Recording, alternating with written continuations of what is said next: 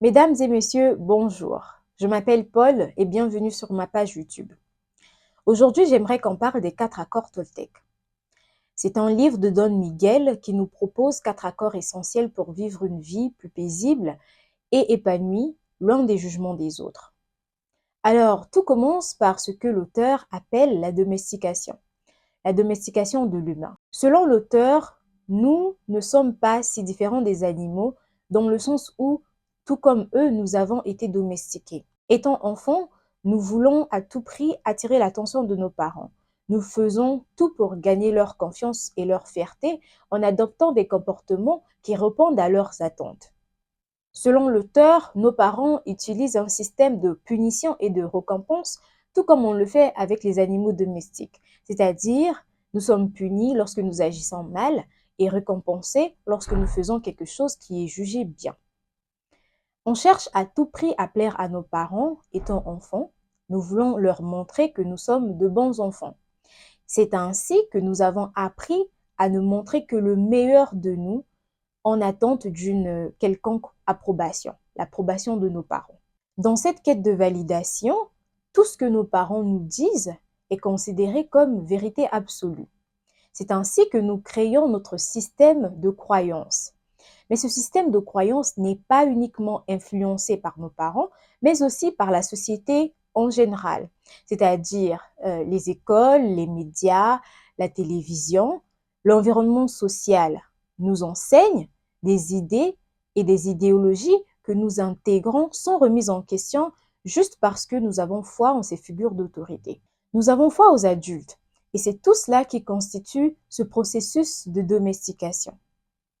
En conséquence, nous nous comparons constamment aux autres parce que nous sommes curieux. Nous voulons savoir s'ils respectent ces normes et ces règles mieux que nous, s'ils vivent une vie meilleure que la nôtre, s'ils sont de meilleurs individus que nous. En nous comparant ainsi aux autres, on arrive des fois à penser que nous ne sommes pas à la hauteur, que nous sommes médiocres.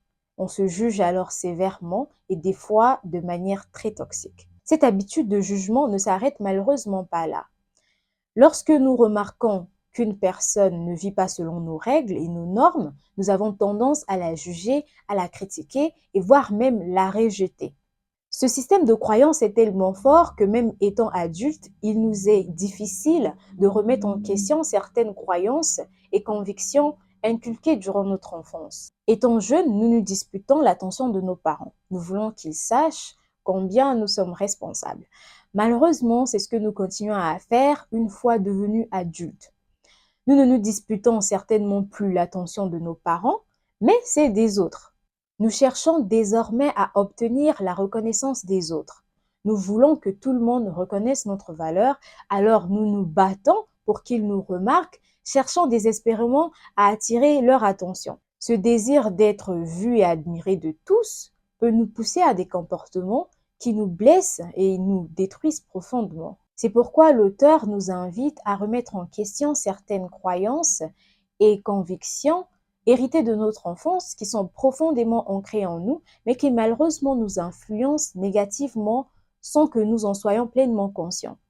Ces convictions et croyances, selon l'auteur, sont des accords établis durant notre enfance, dès notre jeune âge, qui influencent encore aujourd'hui notre perception de nous-mêmes et notre perception du monde.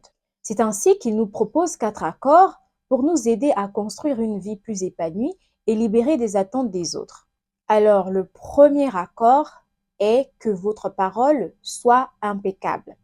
La parole est une arme assez puissante, je dirais même très puissante. La parole peut être un remède ou un poison selon la manière dont nous l'utilisons. Durant notre domestication, nos parents ou certaines personnes ont pu émettre des opinions, des jugements à notre égard sans mesurer l'impact de leurs mots. Malheureusement, la plupart d'entre nous ont cru ces paroles.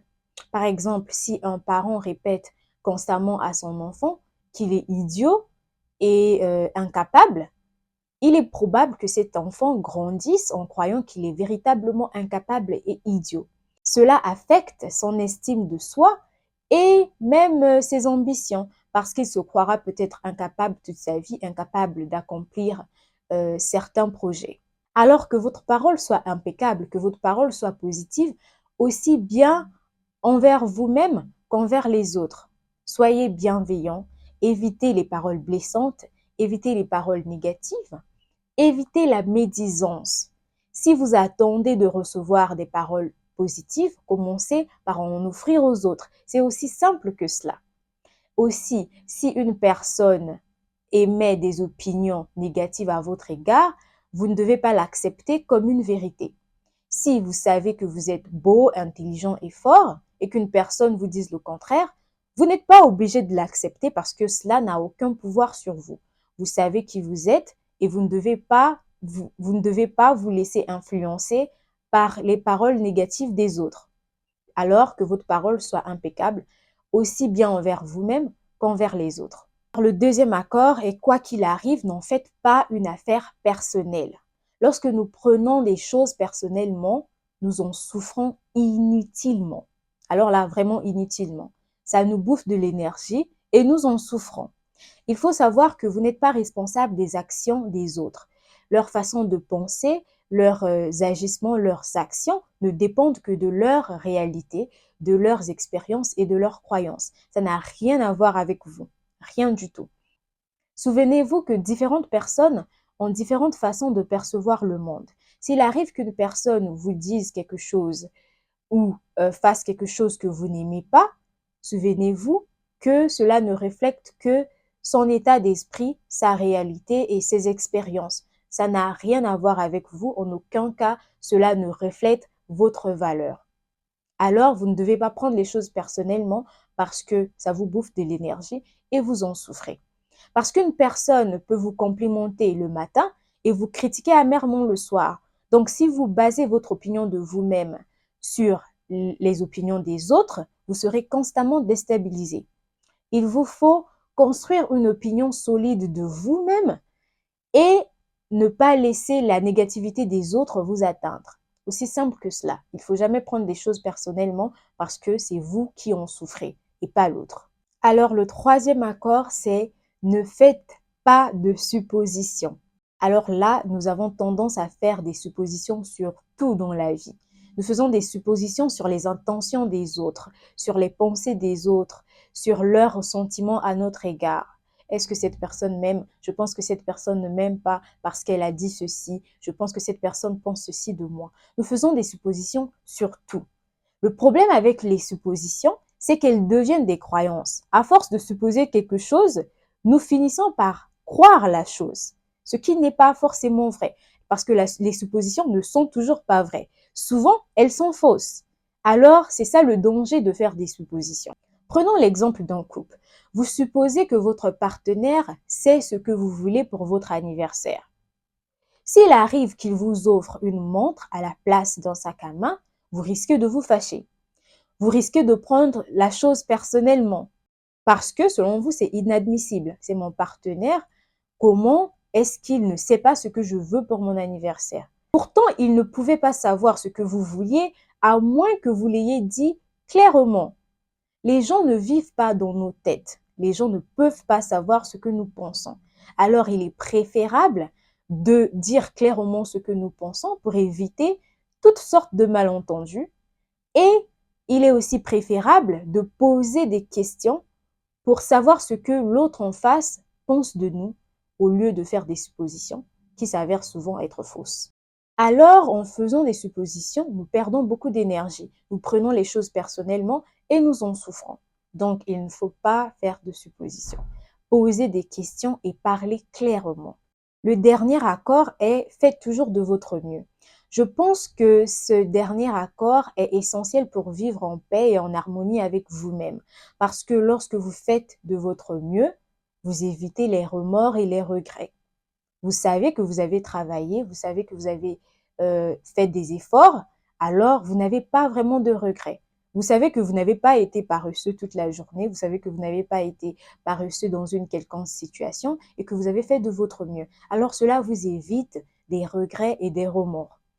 Bien sûr que notre mieux dépend aussi de notre santé, dépend de notre énergie et de nos émotions. Mais l'essentiel est de continuer à persévérer avec sincérité et détermination. Et ça va aller. Je sais que appliquer ces 4 accords n'est pas chose facile. Il est vraiment difficile. Il est difficile d'arrêter de médire du jour au lendemain. Il est difficile d'arrêter de prendre les choses personnellement. Il est difficile d'arrêter de faire des suppositions. Mais, comme le 4e accord le dit, faites de votre mieux. C'est en faisant de votre mieux que vous vous sentirez bien. Continuez à faire de votre mieux et vous verrez votre vie se transformer. Voilà, nous sommes à la fin de cette vidéo. J'espère qu'elle vous aurait plu. Et si c'est le cas, s'il vous plaît, likez, commentez et partagez. On se retrouve une prochaine fois pour une prochaine vidéo. Merci.